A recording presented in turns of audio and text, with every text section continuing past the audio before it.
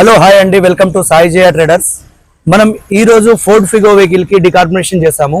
ఈ వెహికల్ కి చేయక ముందు కావచ్చు, చేసిన తర్వాత కావచ్చు, వెహికల్ యొక్క పర్ఫార్మెన్స్ ఏ విధంగా ఉందో వెహికల్ యొక్క ఓనర్ అడిగి తెలుసుకుందామండి. Hello hi sir. హాయ్ అండి సార్, మీ వెహికల్ ఇంతకు ముందు ఎలా ఉండే, ఈ డికార్బొనేషన్ చేసిన తర్వాత ఎలా ఉంది సార్? ఇది Ford Figo 2012 model. Sir actually ఇంతకు ముందు నేను వచ్చిన ఇష్యూ ఏంటంటే smoking issue and pickup issue విధంగా వచ్చాను. సార్ ఇప్పుడు ఈ డీకార్బొనేషన్ అయిన తర్వాత స్మోకింగ్ అనేది చాలా వరకు తగ్గింది. Sir and more over thing ఏంటంటే పికప్ కి బిఫోర్ అండ్ ఆఫ్టర్ కి పికప్ లో చాలా తేడా ఉంది. అంటే ఇంజన్ పర్ఫార్మెన్స్ పరంగా సార్ దీని వల్ల చాలా అప్గ్రేడేషన్ అనేది జరుగుతుందని మనం ఈజీగా తెలిసిపోతుంది. ఓకే.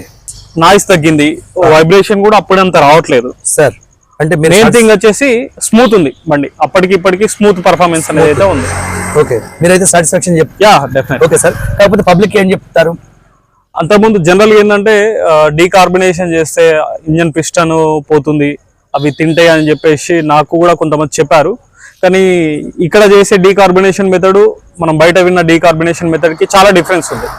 జనరల్లీ వెనిగర్ అలాంటి లిక్విడ్స్ యూజ్ చేసి డీకార్బొనేషన్ చేసేవాళ్ళు, ఇక్కడ కంప్లీట్లీ హైడ్రో టెక్నాలజీ, అంటే within the form of water ని ఎయిర్ వేపరేషన్ తోటి ఇక్కడ డీకార్బొనేషన్ చేస్తున్నారు.